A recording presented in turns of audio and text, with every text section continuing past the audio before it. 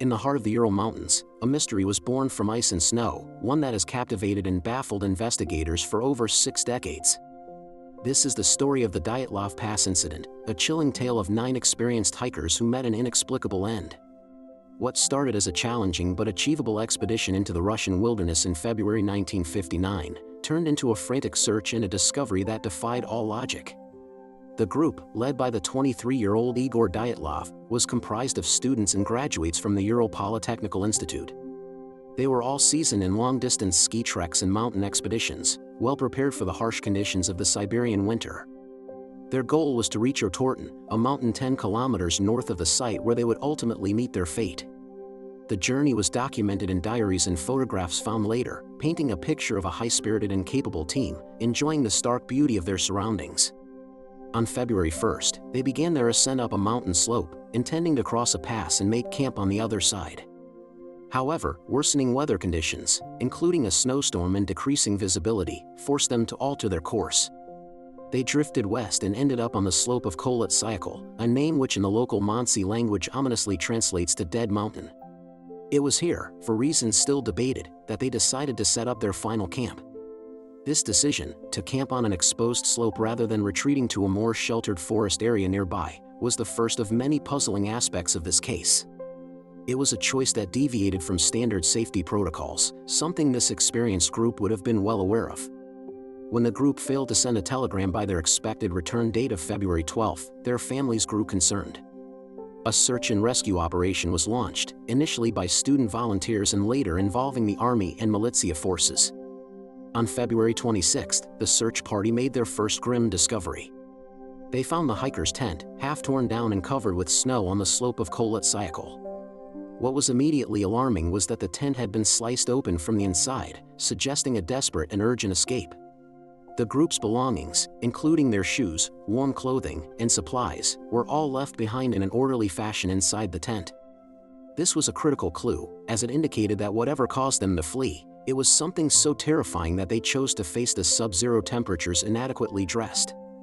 They had run out into the lethal cold, some barefoot, wearing only their sleeping attire. Following a trail of footprints leading down the slope towards a nearby forest, the searchers made their next discovery. Under a large, old cedar tree, nearly a mile from the camp, they found the remains of 2 of the hikers. They were barefoot and dressed only in their undergarments. Beside them were the remnants of a small fire, and the branches of the cedar tree were broken up to 5 meters high, suggesting someone had tried to climb it, perhaps to get a better view or escape from a threat. Between the cedar tree and the camp, 3 more bodies were found, including that of Igor Dyatlov himself. Their positions suggested they were attempting to return to the tent. They were more warmly dressed than the first 2, but still not adequately for the extreme cold. The official cause of death for these first 5 hikers was determined to be hypothermia. While tragic, it seemed straightforward enough. But the real mystery was only just beginning to unfold. It took more than 2 months for the remaining 4 hikers to be found. Their bodies were discovered in May, after the snow had begun to melt, in a ravine deeper into the woods, about 75 meters from the cedar tree. And it was these 4 that truly turned the case on its head, moving it from a tragic accident to an enduring enigma. Unlike the first 5, these hikers had suffered severe, traumatic injuries. One had major chest fractures, another had a crushed skull, and a third had sustained both chest and skull trauma. An expert stated that the force required to cause such damage would be comparable to being hit by a car. Yet, bizarrely, there were no corresponding external wounds. It was as if they had been crushed by an immense, invisible force. To add another layer of strangeness, one of the female hikers was found missing her tongue, eyes, and part of her lips. The initial investigation simply noted that these parts were missing, without offering a conclusive explanation, though natural decomposition in a wet environment was a possibility.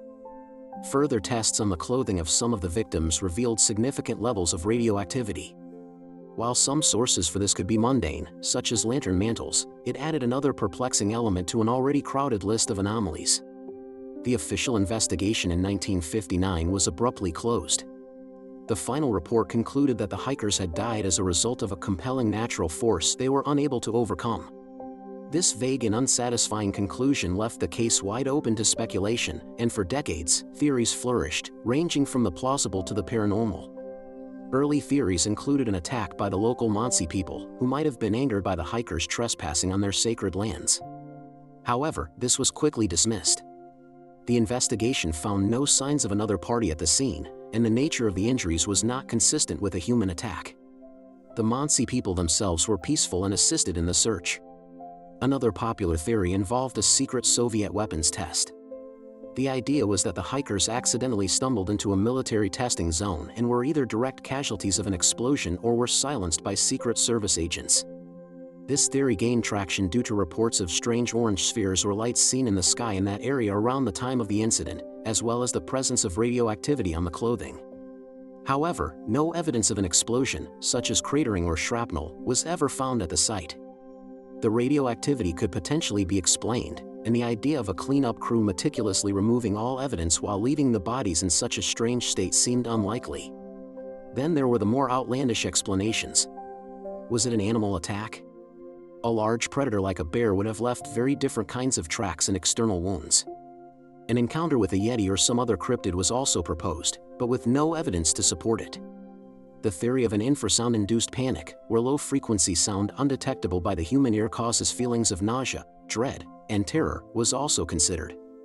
This could explain why they fled the tent in a state of irrational fear. For decades, the mystery remained frozen in time, much like the victims themselves.